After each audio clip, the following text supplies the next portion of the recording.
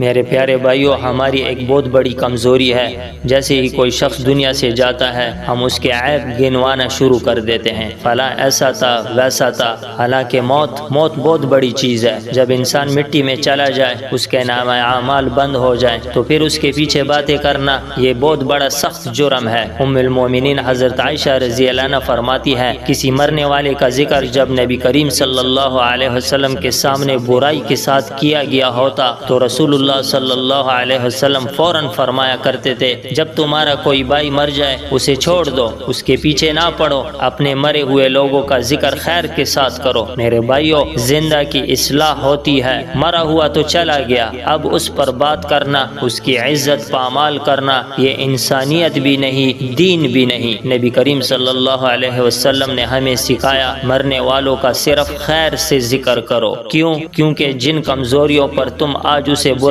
کہہ رہے ہو، کل ہو سکتا ہے وہی کمزوریاں ہمارے اندر نکل آئے۔ میرے پیارے بھائیوں، آؤ کسی کے مرنے کے بعد اس کی پردہ پوشی کریں، اس کے لیے دعا کریں، اس کی لغزشوں کو اللہ کے حوالے کر دیں۔ اس میں ہماری کامیابی ہے، اس میں ہماری بخشش ہے۔